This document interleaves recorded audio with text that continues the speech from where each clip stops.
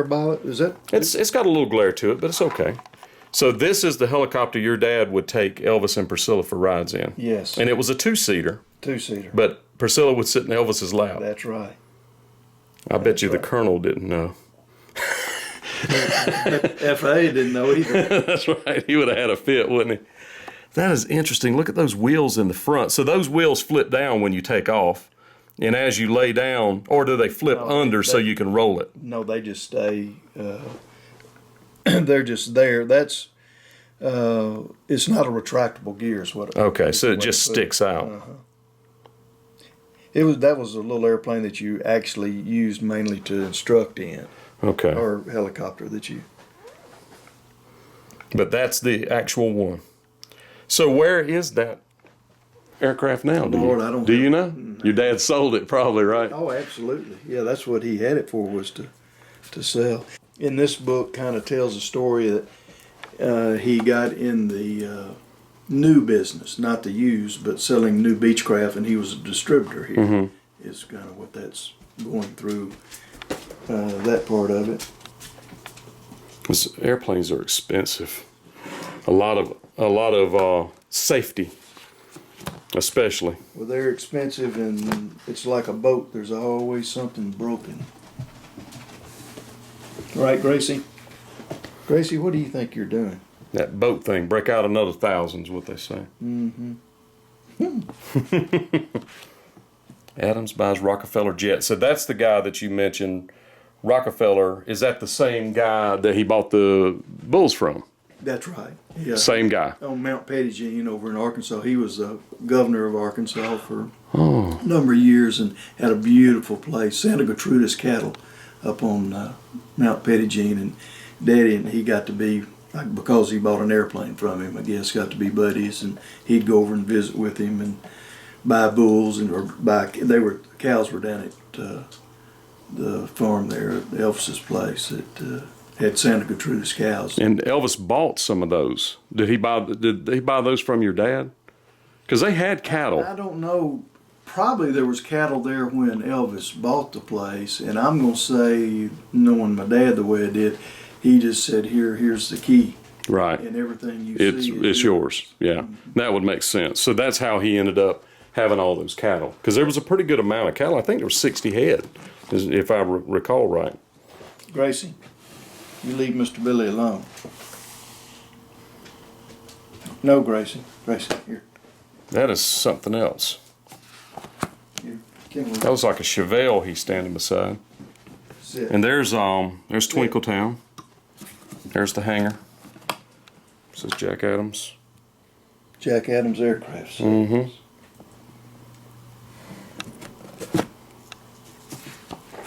He did quite a few things. There's Johnny Sane. I don't know if you remember. Yankee.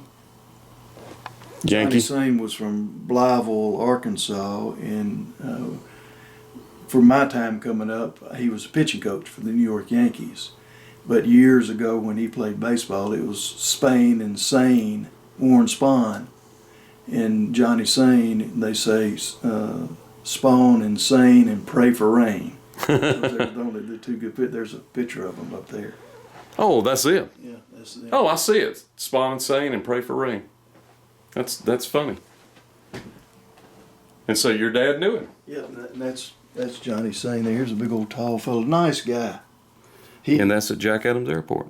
He had me back when I was, 12 or 13. I went down to Fort Lauderdale and was a bat boy for the Yankees in spring training. Wow, that was a big time, wasn't it? That was the early '60s. They won the World Series in '61 and '62, and there was Mickey Mantle and Roger Maris and Bobby Richardson and Tony Quebec and all that. Boyer played third, and Joe Pepitone played first base. And so you were seeing all your heroes right there. And Yogi Elston Howard had started catching. Yogi Berra was just kind of moving out. I think he maybe was still assistant coach or something. But a lot of big first time World Series boys there. Wow, it was fun. I bet that was. That had to be, as a kid, that was like a wild time. You still remember it? I do remember. Today. I bet your dad, when he was dusting crops, he was flying that thing like a. That was his office down at Twinkletown. This was in the office. That was his chair, and that's where he would sit there, and that's his office there where those two Memphis guys Mafia came in. Yeah. And tried to tell him that the deal was off. That's funny that those guys would try to come do that, but I guarantee you, Vernon put them up to it. You're probably right. I had no idea why someone would take that on themselves, but that's what you're saying makes a lot of sense. So your dad was raising money for the church. Oh, he was big. He didn't go to church, but he was big all the time doing stuff for the church. Gracie, get over here, I told you. Sit.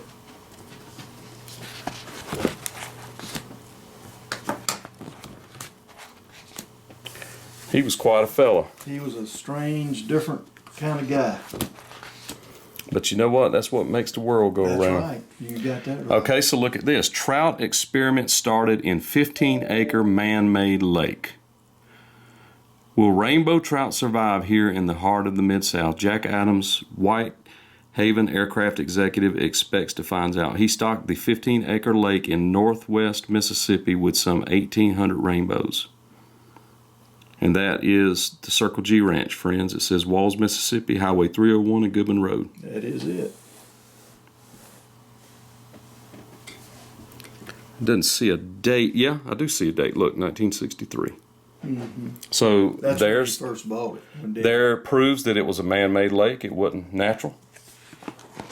So that was when he first got it. So he did that right away. Then built the lake. He did.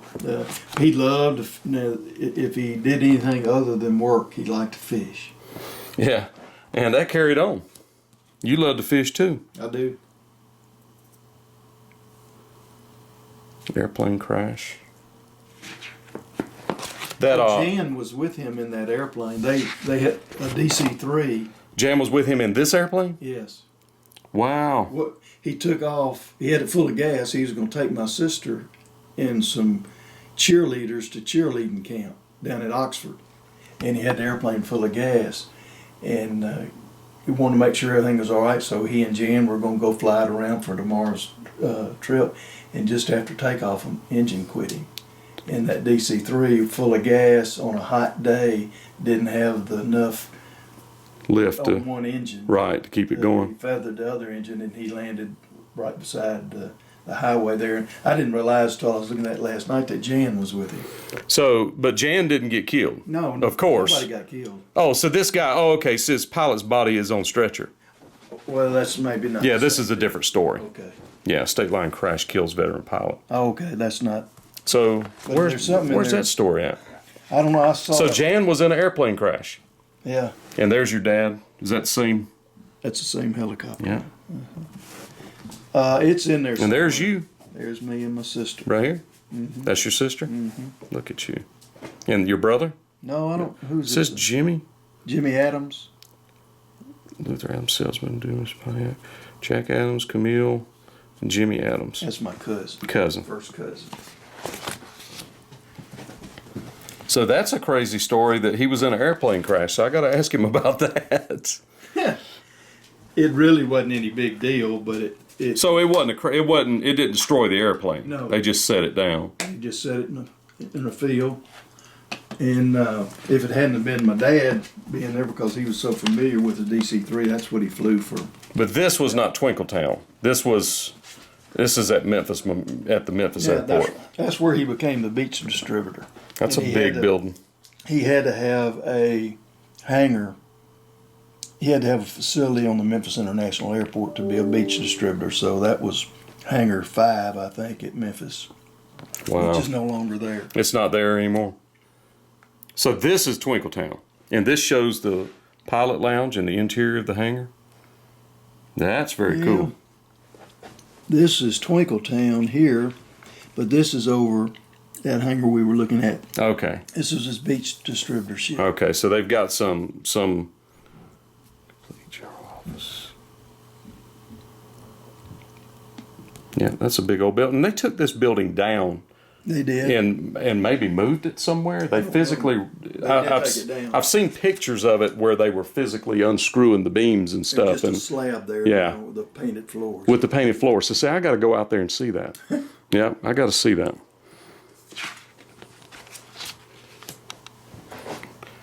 Captain Jack Adams, junior pilot. Look at that, 1953. 6 flights per day. Wow. So his whole life, he flew, pretty much.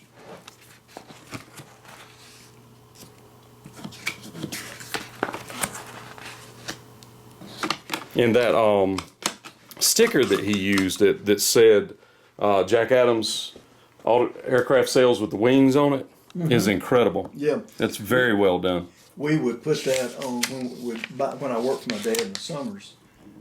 We had those little stickers, and they'd buy an airplane, and we'd go put it on each side of the fuselage back by the tail of it. Mm-hmm. Those are very cool stickers. I've been asked before in the past when somebody would come to get one, could I take them off of there? Really? Yeah. That's like when you buy a car and you want to get that thing removed. Mm-hmm. See, now, I bet you people would buy those stickers. Probably. I bet you they would. Stallings went to the funeral, the graveyard, to see where whoever was, something to do with Elvis, and left his Jeep unlocked. And They got my camera. Can you imagine that? That's not like Memphis. Yeah, it's not like Memphis at all, is it? All right, so this is the interior of the house. That is your mom and your sister sitting there. And you would say that most likely when Elvis bought this, it was a turnkey deal. And it came with all these furnishings. So he actually moved in it. And it had those furnishings. You feel pretty confident. I'm quite sure that was the case. That's just the way my dad operated. And I never did ever see any of that stuff anywhere else. So I would have, if they had kept it, my mother would have brought something home and put it in our house that we lived in on Twinkletown. Right. Sure. So yeah, I'm just positive that'd be. Your dad's a turnkey kind of guy. Yep. Yeah. Very cool. So friends, that's what the house looked like when Elvis moved in. If you were to Google me and Elvis at the same time, obviously Elvis and I grew up together pretty much the same area, and we were friends here. And he was my deputy. I made him my deputy. He gave me a Mercedes for Christmas. And he graduated from high school with my wife Ann. Just a short story. And so we had a very close relationship, and I was one of what they call the King's Men. Some call it the Memphis Mafia. The pictures in all the magazines and so forth would say so. And so then I'm probably the only person who of the group ever had the picture made singing with him. And that picture's pretty much famous in magazines and so forth around, and a lot of articles. And so if you were to Google me, you'll find several series of articles that included me and Elvis had pictures together and all that kind of stuff with you. And Dr. Black is 85 and still gets around good as I do. So amazing. Man. Yes, sir. And he had a gun that Elvis gave him. That was the story. And he had never fired it. Still had the bullets in it that Elvis gave him. And he gave it to him at the drugstore at the apothecary one night. Said, Dr. Black, do you have a gun? He said, well, yeah, I got a gun. And he showed it to him. It was under the counter. He said, well, I want you to have this one. And he gave him a Detective 38 Special. It still looks brand new revolver. Yeah, Colt. Beautiful gun, pristine. And so I love these stories. It's incredible. Love the history. Well, about Elvis, he was that kind of guy, and everybody wants to badmouth him, And yeah. he was just a gentleman, He was, and everybody that I know that had any real contact with him said that same thing. The people that are badmouthing are the people that really don't know, unfortunately. Or they're selfish because Elvis had something and they don't have anything. Yeah, they try to tear it. They try to build their self up by tearing other people down. I heard a saying, in fact, I saw it yesterday, that you can't make your light grow brighter by blowing somebody else's candle out. That's so so true. There you go. So friends, this is Jack Adams Jr., his dad sold Circle G. He still sells aircraft, so if you need an airplane, this is the guy. You bet. And I thank you so much for sharing these things with us. You didn't have to do that, but it's a privilege, and I don't take it lightly, and I really appreciate it. Glad I was able to do that. Yes, sir. It's a big deal. It really is. We set the record straight, friends, on some things. And back in the day, Jack Adams Sr. tightened up, sold Elvis the ranch, but was smart enough to go make photographs of it. That's pretty smart, I think. Your dad's a sharp man. Thinking. Yes, sir. Down the road, wasn't he? Yes, sir. He really was. And it looks like he passed it down. Yeah, I don't know. I had a good teacher. Yes, sir. I can tell you're a great man, and I really appreciate your time. You're welcome. God bless you, my friend. Thank you. Yes, sir. So, friends, Jack Adams Jr., just like his dad, was an amazing man. That story is epic, to say the least. I'm jumping in the Gray Ghost and heading on to the next one. Stay tuned. So last but not least here, I wanted to pay tribute to Jack Adams Sr., passed away at age 91. In January 21st, 2011, he was born in Arkansas, as he mentioned, in 1919. He was a United States Army pilot, flight instructor, a pilot for CNS Airline, a pilot for Delta Airline, and he was the first private airplane salesman in the United States. And at one time, he had the largest used aircraft sales company in the country. During his earlier years, he offered much of his time flying children to burn centers for the Shriners. He was a 32nd degree Mason, and his wife passed away, which would have been Jack's mom, Camille. You saw her in some of the pictures. And he is survived by Jack Adams Jr. and his daughter, his sister, Ann Keenan. 5 grandchildren, and I'm sure this has changed some since then, or it may be exactly the same, but left quite a legacy, friends. He tightened up, and I can only hope I can leave as good a legacy in someone as he did in his son Jack Adams Jr. He was fantastic.